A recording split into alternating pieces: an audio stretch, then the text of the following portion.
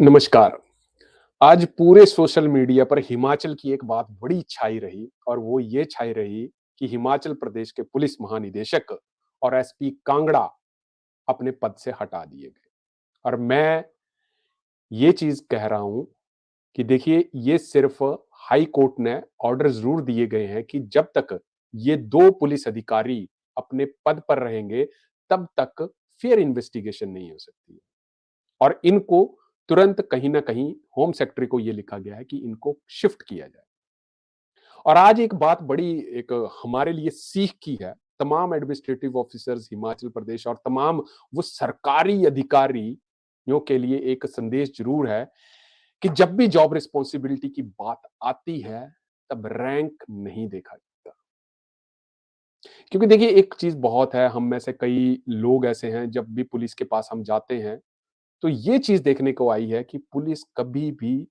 कभी-कभी केसों में, हालाँकि मैं सभी केसेज़ में नहीं कहूँगा कि उक्त जो धाराएँ होती हैं, वो नहीं जोड़ी जाती। परंतु आज एक ऐसा मामला सामने आया, जहाँ पर हाई कोर्ट ने ये आदेश दिया होम सेक्रेटरी हिमाचल प्रदेश को कि ये 2 अधिकारी डीजीपी संजय कुंडू और एसपी कांगड़ा शालिनी अग्निहोत्री जी को इनके पद से फिलहाल के लिए जब तक ये केस चला है,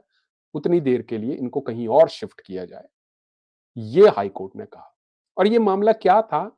मैं आज आपके साथ ये पूरे मामले की बात करेंगे और कोर्ट ने क्या कहा, इसके बारे में भी आज हम आपको पास जानना बहुत ज़्यादा ज़रूरी है। परंतु आज भी एक चीज़ है कि कानून सबके लिए बराबर है।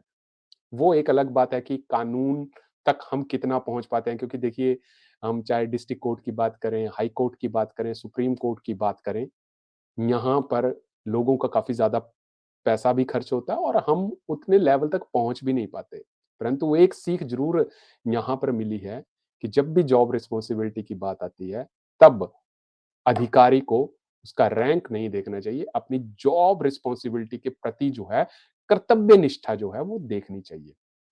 और मैं अगली चीज़ और बताऊँगा कि अभी तक ये जो मामला है, जो निशांत शर्मा जो कारोबारी हैं, इनका मामले में कोई जजमेंट नहीं आई है। अभी ऐसा नहीं हम बोल सकते कि इस मामले में एसपी कांगड़ा दोषी हैं और या तो डीजीपी संजय कुंडू जो हैं वो दोषी हैं। हालाँकि इसके ऊपर अभी इन्वेस्टिगेशन जो है वो चालू है और इसका आगे क्या फाइनल जजमेंट आएगी, वो अभी आने वाला वक़्त ही बताएगा। परंतु कोर्ट ने कुछ इसके ऊपर तथ्य जो थे वो रखे कि फ़िलहाल इन होम सेक्रेटरी को कहा गया कि इन दोनों को जो है वो अपने पदों से कहीं शिफ्ट किया जाए और एक फेयर इन्वेस्टिगेशन जो है, वो नहीं हो सकती है जब तक ये अपने पद पर रहेंगे।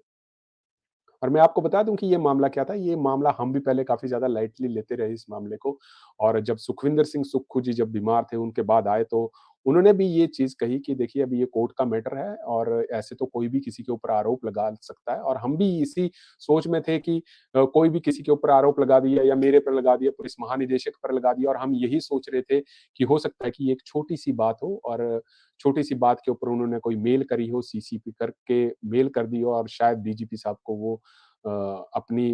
मतलब उसमें इमेज को डिग्रेड किया गया, उसके हो सकता है कि एफआईआर हुई हो। ये छोटी-मोटी बात लग रही थी। परंतु जैसे ही हाई कोर्ट ने इसके ऊपर संज्ञान लिया, अपनी सुमोटो पावर्स का इस्तेमाल किया गया, तब ये कहीं न कहीं जो था वो मामला सामने आया और मैं आपको बता दूँ कि इस मामले की 2 इंक्वायरीज़ चल रही थी। पहली इंक्वायरी कर रहे थे एसपी शिमला, क्योंकि डीजीपी साहब ने निशांत शर्मा जो कारोबारी हैं पालमपुर के, उनके खिलाफ एफआईआर करवाई थी और एक काम काम कर रहे थे एसपी कांगड़ा शालिनी अग्निहोत्री जी, जहाँ पर उन कारोबारी ने कंप्लेंट करवाई। अब देखिए बड़ी साफ-सी बात होती है कि जब आप एक कंप्लेंट किसी पुलिस के बड़े अधिकारी के खिलाफ कर रहे हैं, तो शायद पुलिस उसके बारे में सोचेगी या आप किसी मंत्री के बारे में कोई शिकायत कर रहे हैं, तो पुलिस उसमें सोचेगी। या आप किसी ऐसे व्यक्ति के प्रति जो है वो जो काफ़ी रसूखदार है उसके प्रति कंप्लेंट करोगे तो पुलिस उसमें सोचेगी। यही चीज़ जो थी यहाँ पर भी कुछ हुई, क्योंकि डीजीपी साहब ने जब कंप्लेंट करी तो उनकी कंप्लेंट पहले फाइल हो गई, परंतु जो निशांत शर्मा जी थे, उनकी एफआईआर नहीं हुई और कोर्ट ने फिर जो थे वो एफआईआर करके जो थी वो धाराएँ कोर्ट के माध्यम से जो थी निशांत शर्मा की एफआईआर जो थी वो कंसिडरेशन की गई। हालाँकि बाद में कोर्ट ने यहाँ पर ये भी कहा कि जो धाराएँ निशांत शर्मा के केस में लगानी चाहिए थी, वो भी धाराएँ नहीं लगी है। और ज़्यादातर ये भी काफ़ी बार देखा गया है कि जो एक्चुअल धाराएँ हैं पुलिस केस में, क्योंकि कई बार देखा जाता है कि जो धाराएँ एक्चुअल में लगनी थी वो नहीं लगती हैं, तो कभी बार जो लोगों का जो है वो न्याय सोचते हैं कि हमारे को नहीं मिल पाया। परंतु आज कहीं न कहीं ये देखने वाली बात है कि न्याय सबके लिए बराबर है, चाहे वो देश के प्रधानमंत्री हों, चाहे मुख्यमंत्री हों या पुलिस का कोई भी बड़ा अधिकारी हो। अब यहाँ पर क्या स्टेटस था, क्योंकि 17 पेज के पन्नों की रिपोर्ट थी, हम सिलसिलेवार जो हैं वो इस रिपोर्ट्स के बारे में जाएँगे। आपको एक-एक चीज़ का फैक्ट दिखाएँगे कि एक्चुअल में क्या हुआ। देखिए, इस केस की पहली हियरिंग जो थी वो 14 दिसंबर को हुई, फिर 21 दिसंबर को हुई, फिर 26 दिसंबर को हुई और अब जो हियरिंग है वो 4 जनवरी 2024 को रखी गई है। मामला क्या था? इस मामले के ऊपर हम थोड़ा-सा बात करेंगे। एक व्यक्ति एकदम से मीडिया के सामने आता है, कहता है कि जी, हमारे को डीजीपी साहब ने मेरे फ़ोन पे कॉल्स की, कॉल्स करने के बाद किसी ने मेरे को धमकाया गया और जिस दिन उनको धर्मशाला में धमकाया गया, उसी दिन डीजीपी ऑफ़िस से मेरे को फ़ोर्स किया गया कि आप आइए और उस कड़ी को जो था वो जोड़ा गया और ये मीडिया के सामने बात जो थे वो उस कारोबारी ने रखी, परंतु कोई डिस्क्लोज़र उन्होंने कुछ नहीं किया कि ये मामला क्या था। अब यहाँ पर एक चीज़ हुई कि मैं आपको बता दूँ कि डीजीपी ऑफ़िस से मैं आपको बता दूँ कि डीजीपी ऑफ़िस से इनको कॉल आती है और उन्होंने ये आरोप लगाया कि मेरे को डीजीपी साहब शिमला बुला रहे हैं, किस लिए बुला रहे हैं वो इन्होंने भी नहीं बताया था। और वो 10-12 बार उन्होंने कॉल्स करी, परंतु ये मामला तब आ गया कि जब कोर्ट ने ये कहा कि सू मोटो पावर जब अपनी यूज़ की और एसपी शिमला और एसपी कांगड़ा को जो थे वो निर्देश दिए गए कि आप डीजीपी ने जो एफआईआर करी है, तो वो एसपी शिमला को निर्देश दिए गए कि आप इंक्वायरी करो और जो कांगड़ा कोर्ट ने खुद ऑर्डर किए एसपी कांगड़ा को कि आप जो निशांत शर्मा है कारोबारी उसको आप कम जो उनकी एफआईआर है उसके ऊपर काम कीजिए। परंतु कोर्ट ने यहाँ पर ये प्रेडिक्ट किया गया कि निशांत शर्मा जब एसपी कांगड़ा के पास कंप्लेंट करने गए तो उन्होंने कंप्लेंट उसी वक़्त क्यों नहीं फाइल की? उसी वक़्त एफआईआर क्यों नहीं फाइल की कि क्यों कोर्ट के आदेशों के बाद जो है एफआईआर हुई? और कोर्ट ने यहाँ पर ये भी प्रेडिक्ट किया कि जो निशांत शर्मा के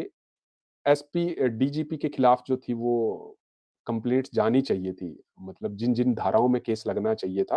वो भी नहीं लगाया गया और ये उसके ऊपर जो थी माइनर धाराएँ जो थी वो एसपी ऑफिस कांगड़ा से लगाई गई और ये एमिकस क्यूरी होती है। एक कोर्ट की तरफ से एक एमिकस क्यूरी होती है और ये बताया गया कि जो धाराएँ जोड़ी गई थी, वो जोड़ी गई थी माइनर ऑफेंसेस की जिसमें आईपीसी 341, 504, 506 और 345 आईपीसी लगाई गई थी। और एमिकस क्यूरी ने ये बताया कि ये धाराएँ नहीं लगनी चाहिए थी। धाराएँ जो लगनी चाहिए थी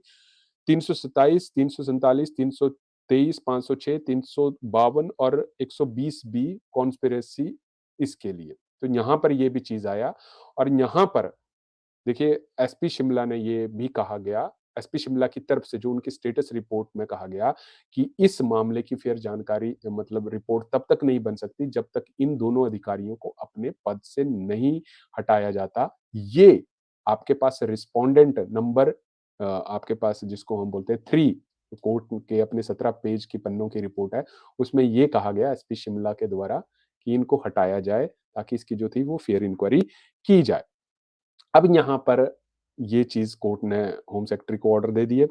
अब यहाँ पर एक चीज़ है कि उस व्यक्ति का ये आरोप लगाना था कि मेरे को कॉल आई डीजीपी ऑफिस से और कुछ 2 बदमाशों ने मेरे को धमकाया।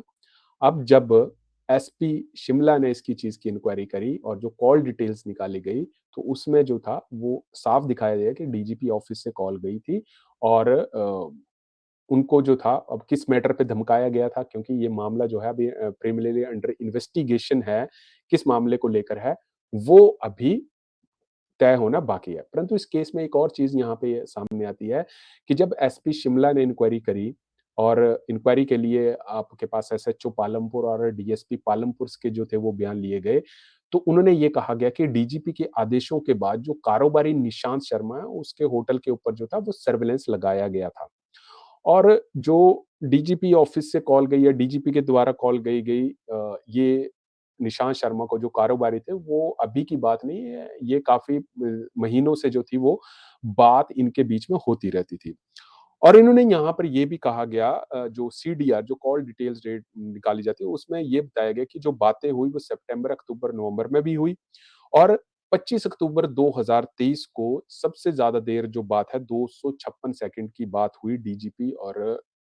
कारोबारी के बीच में और 2 मिनट 16 सेकंड की जो थी ये कॉल डिटेल्स की जो रिकॉर्ड्स होता है वो निकाला गया और जो 13 मिस कॉलें हुई थी, वो भी एक्चुअल में हुई थी, ये एसपी शिमला ने अपनी स्टेटस रिपोर्ट में जो था, ये कोर्ट को यहाँ पे कहा गया। अब देखिए एक चीज़ यहाँ पर एक चीज़ है कि पहली जो मतलब कन्क्लूज़न निकल के आ रहा है कि किस आधार के ऊपर डीजीपी साहब ने जो निशांत कारोबारी है, उसके होटल के ऊपर सर्विलेंस लगाया और उसमें ये कहा गया कि वहाँ पर कोई लीगल एक्टिविटी नहीं पाई गई थी। तो यहाँ पर भी एक जो एक स्टेटस है, एक फ्रंट रिपोर्ट है कि जब कोई लीगल एक्टिविटीज़ हो ही नहीं रही थी, तो क्यों उनके ऊपर जो थी वो सर्विलेंस जो था वो रखा जा रहा था, पहली बात। अच्छा, अब दूसरी बात यहाँ पर ये आ जाती है कि डीजीपी ऑफिस के जो सीनियर स्केल स्टेनोग्राफर होते हैं और रीडर के जो थे वो बयान लिए गए, जो सीडीआर लिखी गई, वहाँ पर भी जो था वो कॉल्स का जो था वो मिलान किया गया कि हाँ, एक्चुअल में यहाँ से कॉल हुई थी और डीजीपी ने अगेंस्ट निशांत शर्मा के खिलाफ जो एफआईआर हुई थी वो 299, 499, 500 और 505 के तहत जो था वो कार्रवाई की गई। अब यहाँ पर देखिए एक चीज़ तो एसपी जो आपके पास एसपी हाँ, शिमला ने एसपी कांगड़ा के ऊपर इन्वेस्टिगेशन रिपोर्ट में लिखा गया कि जो एक फेयर रिपोर्ट थी, वो एसपी कांगड़ा की तरफ से नहीं बनाई गई और जो डिलेज़ था रिपोर्ट में वो भी कम से कम किया गया था। ये अभी तक जो थे वो रिपोर्ट में बताया गया और मैं आपको बता दूँ इसमें 3 पार्टियाँ थी। आपके पास रिस्पोंडेंट नंबर एक्स मीन्स आपके पास गवर्नमेंट, रिस्पोंडेंट वाई आपके पास एसपी कांगड़ा और रिस्पोंडेंट जेड आपके पास एसपी शिमला। ये 3 जो थे इनके ऊपर ये पूरे इस वाकया में जो थे, वो थे। परंतु यहाँ पर एक यही क्वेश्चन आता है कि इतने बड़े अधिकारी कभी किसी को कॉल कर रहे हैं और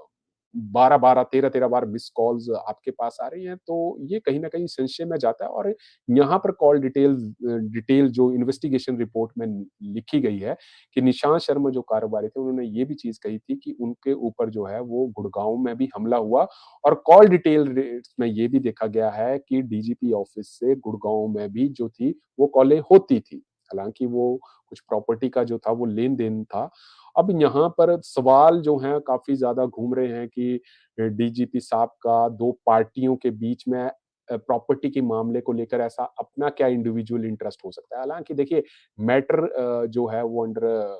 मतलब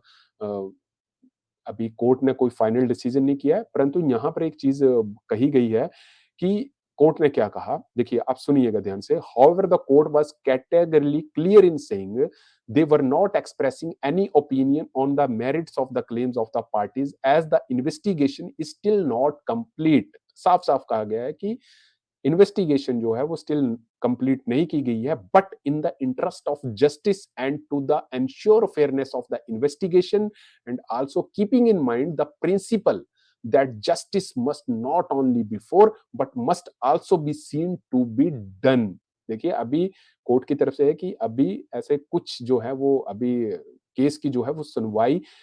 लगी है, परंतु सरकार को भी कोर्ट ने कहीं न कहीं आड़े हाथों लिया कि देखिए जब आपके पास कोर्ट ने ही अपनी सुमोटो पावर का यूज़ किया तभी सरकार को जो भी था उसके ऊपर एक्शन लेना ही चाहिए था। यहाँ पर काफ़ी चीज़ें निकल के आई हैं। और देखिए एक चीज़ है कि लाइफ फॉर लिबर्टी हर आदमी का जो है वो अधिकार होता है। मेरा अपना अधिकार है, पुलिस का अपना अधिकार है। देखिए उसमें रैंक की कोई बात नहीं आती।